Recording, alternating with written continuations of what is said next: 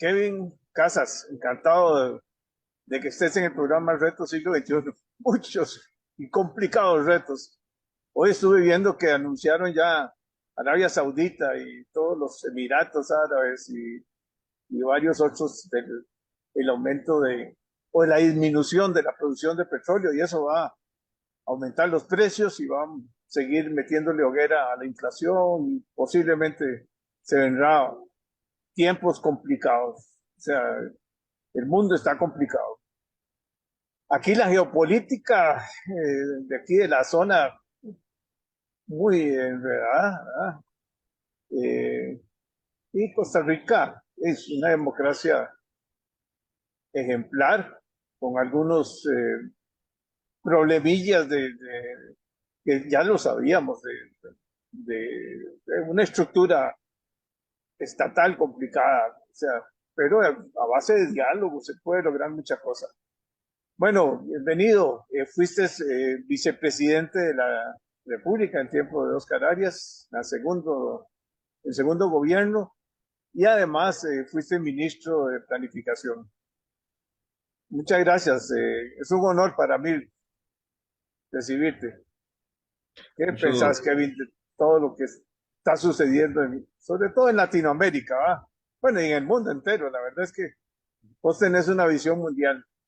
Estás en Suecia mucha, ahora y perteneces a una organización, idea, que depende de las Naciones Unidas y que recibe, es una organización internacional. Es un gran honor que estés ahí. Muchas gracias, Jorge. Siempre es un gusto verte y un gusto mayor todavía tener la oportunidad de colaborar con este programa y de conversar un poquito sobre lo que está pasando en el mundo, que en efecto es muchísimo.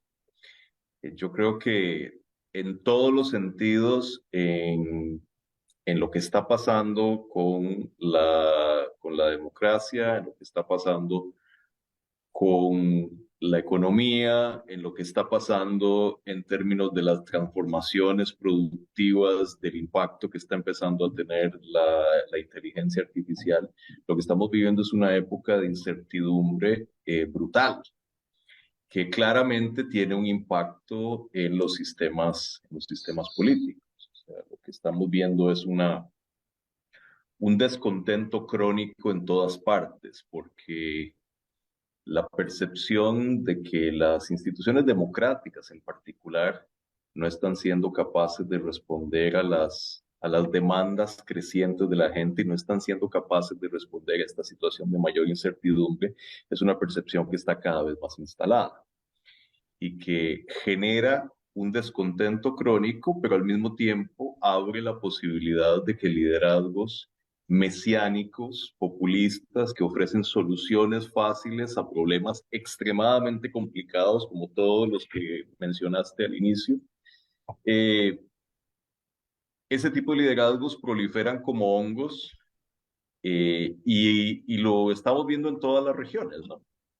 Entonces, incluido, debo decir, incluido en el caso de una democracia eh, ciertamente con problemas, pero con una trayectoria ejemplar como la nuestra. O sea, la nuestra desde hace tiempo venía coqueteando con opciones populistas hasta que finalmente nos llevamos la rifa.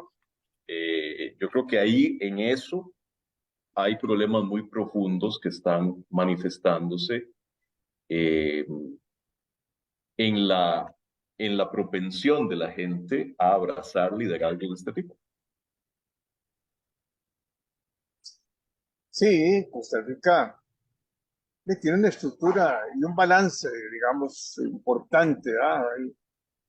Hay grandes contrapesos, pongámosle así, que hacen que el Poder Ejecutivo, el Legislativo, el Poder Judicial y, la, y el Tribunal Supremo de Elecciones se respeten o por lo menos son eh, una...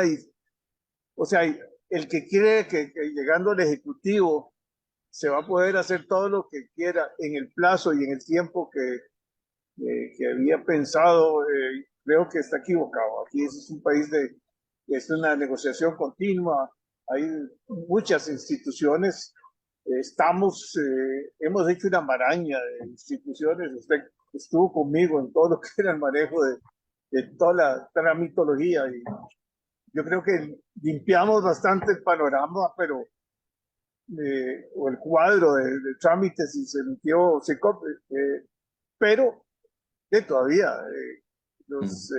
se van haciendo nuevos reglamentos, nuevas leyes y sigue creciendo. Esa figura necesita casi que una guillotina.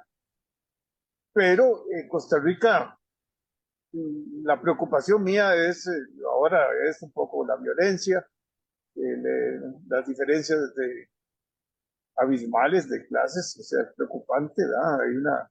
Hemos perdido eh, esa y la clase media la veo un poco estrangulada por tanto impuesto y tanto problema que hay. El problema de la educación es un problema también muy serio, el problema de salud. O sea, hay muchas instituciones que requieren medidas muy severas, muy fuertes, ya no son parches ahí, ¿verdad? Entonces, es una democracia, pero tienen la capacidad del gobierno si se quiere buscar un diálogo nacional y buscar un acuerdo nacional y revisar un poco nuestro esquema democrático. ¿Ah? Bueno, es que esa es la cosa, Jorge, vos estás poniendo el dedo en la llaga más importante. O sea, yo creo, y desde hace años lo vengo diciendo, yo creo que la reforma más importante que necesita el país es una reforma política, es una reforma que haga que que las instituciones que tenemos funcionen de manera mucho más eficaz para responder a las demandas de la población y que funcionen de manera más eficaz en términos de hacer las reformas que hacen falta. O sea, a ver, la, la reforma política es necesaria para poder hacer todas las otras reformas. ¿Y qué hablo con y qué quiero decir con una reforma política? Bueno, una reforma que replantee las relaciones entre poderes del Estado, que obligue a transformaciones en el sistema electoral, que racionalice las potestades de la Sala Constitucional, que racionalice las potestades de la Contraloría General de la República. O sea, lo que hemos creado en Costa Rica, y lo hemos creado entre todos, porque nadie que sea un hipócrita puede eh, clamar su inocencia, es es un sistema cundido de puntos de veto, donde es muy difícil hacer cualquier cosa. Y eso no hay un botón de reset que uno pueda apretar para deshacer la maraña que hemos creado. Es una cosa que solo podemos ir deshaciendo mediante un proceso de diálogo nacional que vaya tocando todos esos aspectos que acabo de mencionar. Si eso no se hace, nada de lo que propongamos en otras áreas se va a poder cumplir. Y lo único que vamos a hacer es alimentar esta ilusión de que si elegimos a alguien diferente, si elegimos al incorruptible, si elegimos al que nos viene diciendo que los que estaban antes eran un montón de inútiles y corruptos, vamos a cambiar el resultado. Eso no es así, no es un problema de personas. Y eso es lo que no hemos querido entender en Costa Rica. Nos hemos engañado con el espejismo de que es cuestión de deshacernos de quienes estaban antes para que el resultado cambie. Y la verdad es que estamos viendo que no es así. Entonces, digo, lo primero que hay que hacer es aceptar la necesidad de una reforma política profunda. Y a mí me duele que, por ejemplo, esfuerzos muy meritorios como el que se hizo en la época de la presidenta Laura Chinchilla con la Comisión de Notables, que hicieron una propuesta de reforma política que yo no comparto en su totalidad, pero que realmente era un esfuerzo serio, bien pensado, que tocaba estos y otros aspectos. Eso se agarró y se puso en un estante y está ahí llevando polvo, porque el país está en un estado de negación. O sea, el país no logra entender que si no replantea las reglas de su juego político, no va a poder ser capaz de resolver los enormes rezagos que tiene en materia educativa, los enormes rezagos que tiene en materia de productividad, los enormes rezagos que tiene en materia de infraestructura. Entonces, mira, a mí me da, me da mucha, me molesta y me da pena oír, como decía el hoy presidente don Rodrigo Chávez, que decía que Costa Rica es un país rico pero mal administrado. No, Jorge, no es cierto. Costa Rica es un país que tiene una escolaridad promedio de menos de 9 años, que es un 50% menos de lo que tiene un país como Alemania. Entonces es mentira. Costa Rica es un país pobre que se está empobreciendo cada vez más y que no va a salir de ahí hasta que no supere eso. Entonces, lo primero que hay que hacer es dejar de mentirle a la gente. Lo primero que hay que hacer es empezar a decirle a la gente lo que necesita saber y no lo que quiere. Y una de las cosas que necesita saber es que el sistema político nuestro se volvió disfuncional y hasta que no lo arreglemos con una reforma profunda, no vamos a lograr nada de todo lo otro que hay que hacer. No, yo coincido con vos, es más, acabo de escribir un artículo en ese punto, o sea, yo creo que hay que unir esfuerzos, ponernos de acuerdo como sociedad, pero con un liderazgo y con un pensamiento claro de que hay que hacer reformas, pero no parches, de que el gobierno requiere, toda la sociedad, no es el gobierno es una parte de todo Costa Rica, pero los líderes políticos dejen de mentir, porque no nos comparamos con los grandes, o sea, somos parte de la OCDE, pero cuando vemos nuestra posición, de verdad es triste, ¿verdad? Y Absolutamente. comenzando por la educación, ese es uno de los temas centrales, ¿verdad? Cuando uno compara los índices con Finlandia, con Estonia, con Corea, con cualquier país. Jorge, perdona que te interrumpa. Mira,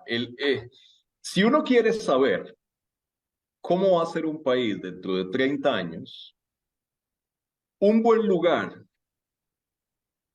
un buen elemento de predicción es el estado de su educación pública hoy. Y Claro, si eso es así, lo que nos espera en Costa Rica es aterrador. pero estamos secuestrados por sindicatos. Y una ministra o un ministro que llegue, poco puede hacer. Y no han entendido que es la estructura del MEP y la mentalidad y el Consejo Superior de Educación. Y eso es una reforma grande y es un sindicato el más grande del país.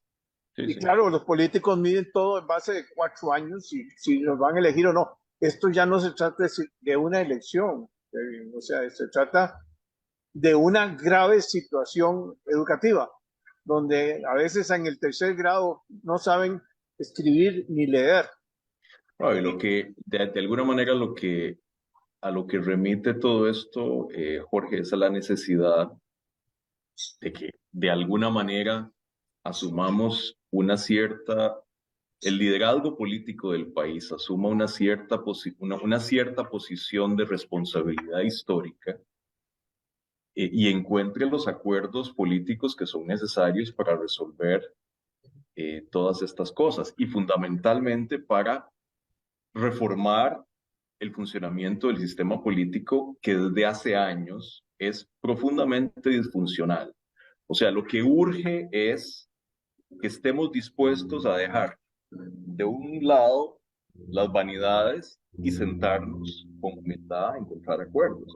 Y a mí parte de lo que me preocupa de lo que estoy viendo en Costa Rica, yo estoy muy lejos, ¿no? Pero algo veo uno desde lejos y a veces lo veo con más claridad.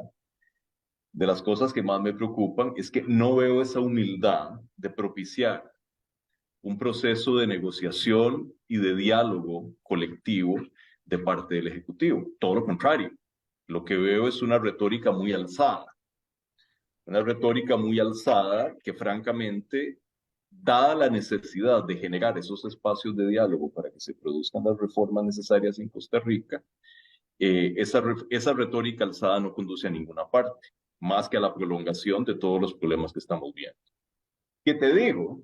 Y esto es y esto es importante, que digo, la gente en Costa Rica no está consciente de eso, pero digamos, uno que anda dando vueltas por todo lado y hablando con autoridades de muchísimos países, la percepción, la percepción de que Costa Rica va mal ya se convirtió en moneda de curso común. Ya nosotros, Jorge, no nos ven en la misma liga que Uruguay o Chile. Ya no nos ven.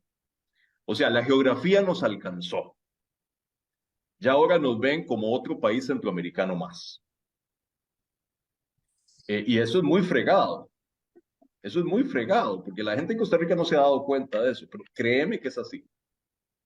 Bueno, es que nos han vendido un discurso, eh, hey, los políticos, y ahí me también, bueno, yo he sido muy crítico toda mi vida, pero porque yo creo lo mismo que estás diciendo.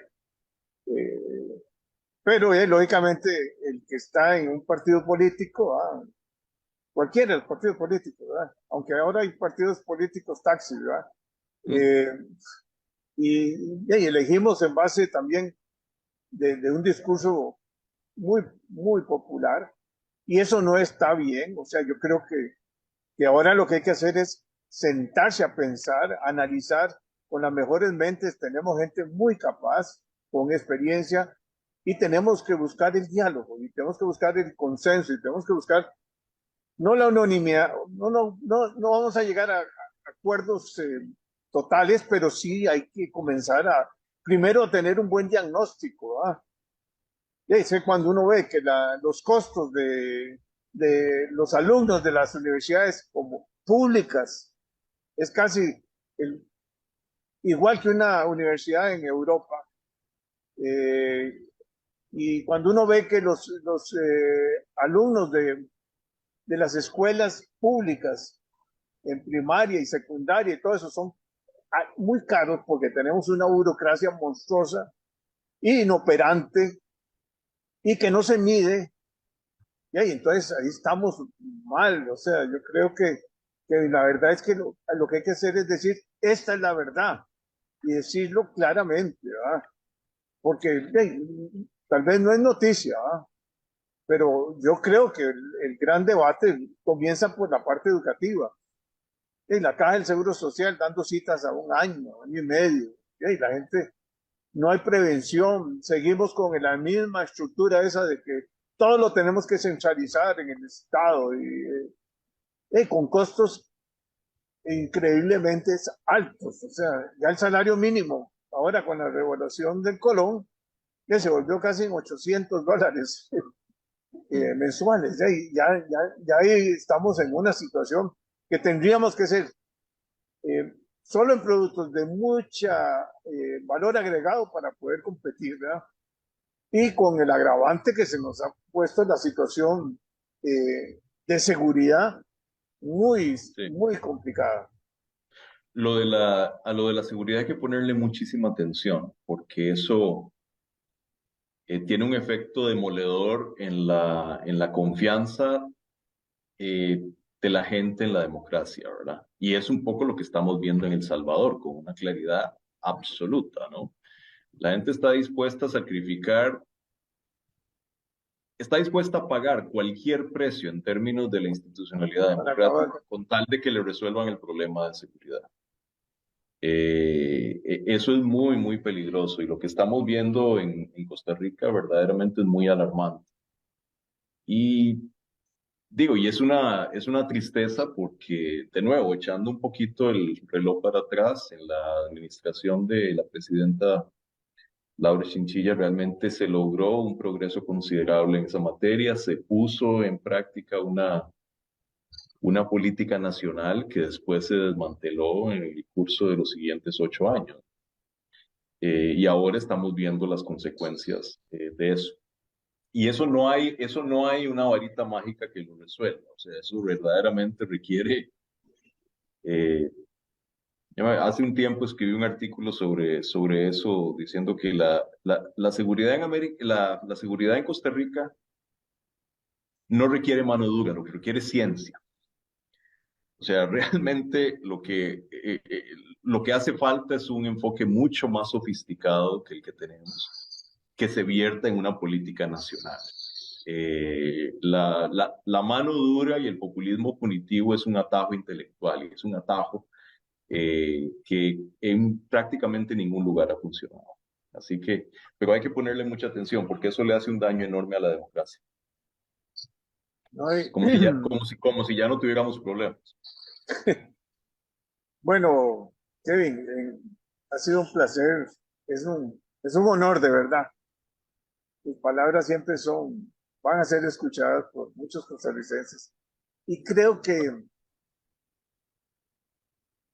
esto hay que llamarnos a la meditación, al análisis, a la reflexión, a la humildad y decir, señores, hagamos un alto en el camino. No somos lo que creemos. Ya no es aquella Costa Rica que muchos tuvimos. Hay unos que tienen unos grandes beneficios, ¿verdad?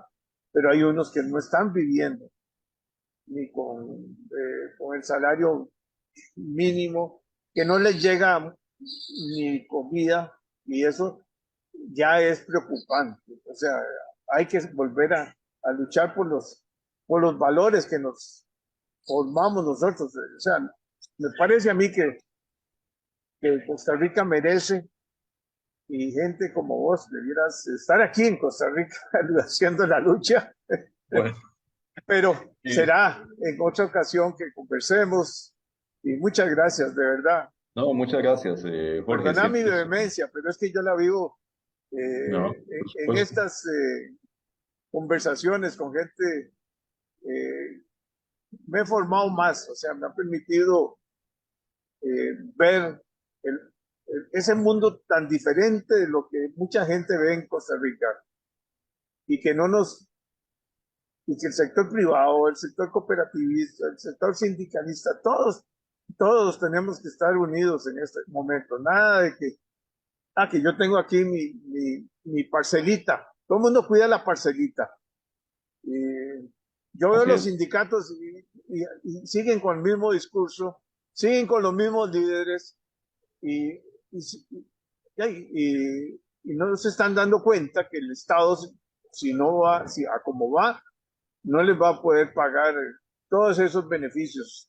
Lo mismo habla de los profesores en las universidades, donde ganan salarios que no son ni lo podrían soñar en algún otro país, de un país de renta media como la nuestra. Muchas gracias. Encantado de No, saludarte. encantado, encantado, Jorge. Y yo sé que esa vehemencia tuya viene de un buen lugar y viene del sentido de urgencia que sentí respecto a lo que está pasando en el país, que es el mismo que yo comparto. Eh, Aderezado además en mi caso con la impotencia de estar tan lejos, ¿no? Porque eso, cuando uno está tan lejos, y yo he vivido fuera muchos años, ¿no? Es curioso porque ha cambiado eso, ¿sabes? Antes, cuando yo estaba afuera, lo que sentía era una profunda exasperación de ver cómo el país estaba desperdiciando oportunidades. Lo que sentía era una gran impotencia de ver cómo el país no estaba aprovechando el potencial que tenía. Lo que siento ahora es diferente. Lo que siento ahora es una gran angustia de ver que está retrocediendo de manera muy evidente. Así que esa angustia tuya yo la comparto y la vehemencia, y a tu vehemencia le hago eco. Muchas gracias por la invitación, Jorge. Bueno, chao.